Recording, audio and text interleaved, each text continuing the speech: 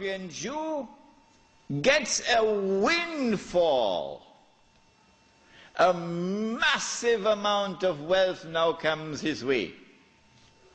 How? The hadith was that the earth would yield up its treasures to Dajjal. A child was playing, a black child, was playing in a village in South Africa.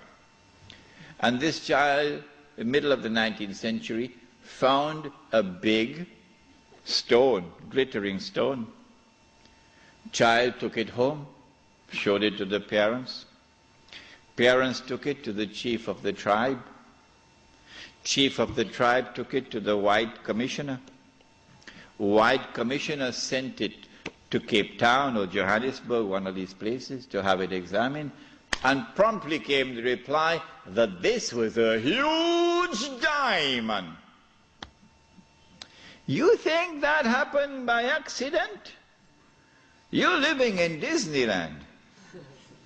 No, the stage was now set when that diamond was discovered. Because now we know where the diamonds are located.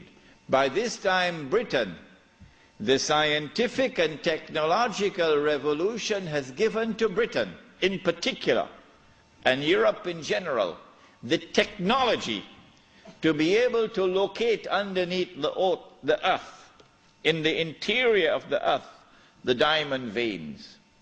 And the technology we wish to mine for it down in the depths of the earth, technology which never existed before.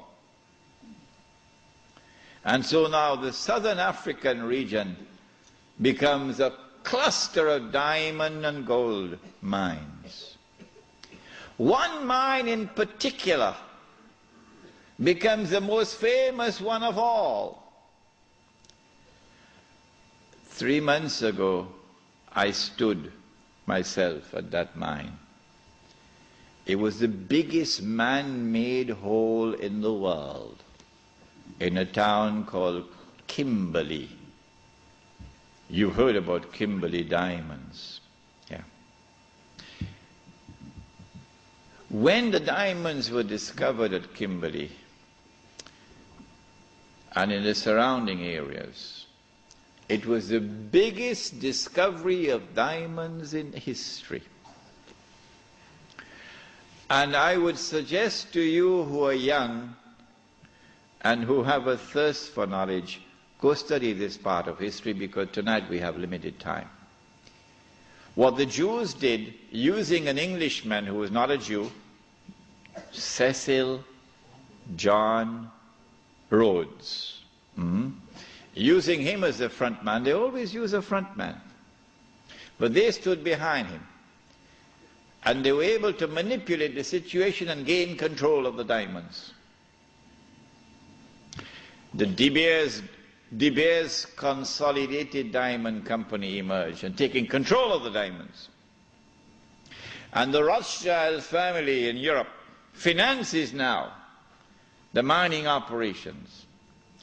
And the bulk of the wealth which now emerges out of South Africa land up in the hands of the Jews. In 1914, the Kimberley mine was closed down because it had yielded all that it could yield. The rest that now remained was just chicken feed. So they closed it down in 1914. When I went to that diamond mine in Kimberley, there were wheelbarrows filled with plastic cubes to show you, give you an estimate of how many diamonds came out of this diamond mine. There were 5 huge barrows filled, brim, heaping with these plastic cubes. That's how many diamonds they got. And these were sold in the market, the international market, at the premium price, because they cornered the market through the consolidated De Beers to establish a monopoly to ensure that the price would not come down. The Prophet ﷺ cursed that. When Kimberley was closed down in 1914, the European Jew now had amassed the maximum wealth he could amass at that period of time. This is just about 17 years after the Zionist movement was established. Within these 17 years, Dajjal had struck and had delivered to the European Jew this massive windfall of wealth. And so now they are ready, in 1914, to move to the next stage. The philosophical and political systems are already in place, and now the military attack. To destroy the Khilafah, you'll have to destroy the Ottoman Empire. And you cannot destroy the Ottoman Empire with 5,000 Jews in an army. You need a world war to destroy the Ottoman Empire. That's a tall order. So what you do is you plan a conspiracy. And you stay behind so that your fingerprints are not on the crime. In other words, you plan a September the 11th. Huh? The attack took place in the summer of 1914 when the Grand Duke Franz Ferdinand was assassinated in Sarajevo. In the summer of 1914 there were 6 major powers in Europe. And there was one dark horse across the Atlantic. No one knew how fast it could run because it had never run in a race so far. One dark horse across the Atlantic. And 6 major powers in Europe. They were number 1, Russia, France, Britain, Germany, Austria, Hungary, that's 5. What's number 6? Turkey. Ottoman Islamic Empire. Ain't no Turkey as yet. Ottoman Islamic Empire. These are the 6 major powers. How can you bring about a world war which would result in the dismantling of the Ottoman Islamic Empire? You've got to do some good planning to do this one.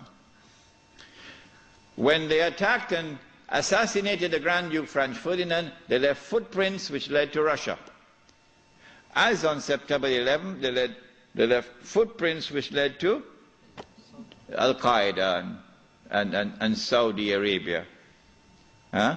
The reason why, I forgot to mention this last night, the reason why they put so many Saudis on board the aeroplanes. You remember I told you about the Saudi who went to his government? He says, listen, I've heard in the newspapers and on CNN that I'm dead.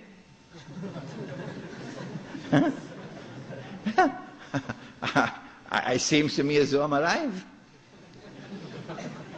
What they'd done was to hijack his identity and put it on board the plane.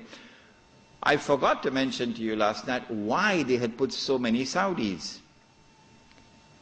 The reason for this is to attack the client relationship, the friendly relations between the United States and the government of Saudi Arabia.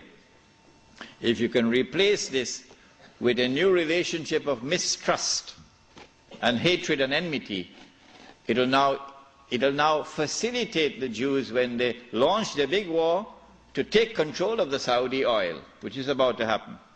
This is why they put so many Saudis on board the aeroplanes. Good. They left footprints which led to Russia. And so Austria-Hungary had no option but to declare war on Russia. But Britain and France already had a treaty, a defense treaty with Russia. The Secretary of State, or the Foreign Minister in Britain, was a Jew. And so Britain and France now had to declare war in favor of Russia against Austria-Hungary. But Germany has the same racial ties with Austria-Hungary, so Germany is now forced to enter the war on the side of Austria-Hungary. So they have succeeded. Whoever planned that assassination has succeeded in bringing all these powers now in Europe into a state of war. All that is left now is what they call the sick man of Europe. Who is that? Ottoman Islamic Empire. The Khalifa in Istanbul does not want to enter the war. He knows how weak the Ottoman army is in terms of military technology. But through internal intrigue within Istanbul, the Ottoman Empire is forced into the war, and a Russian ship in the Bosphorus is used as a pretext.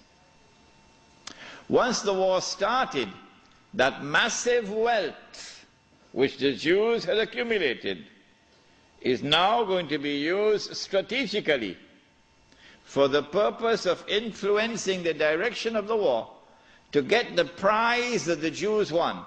What is that prize?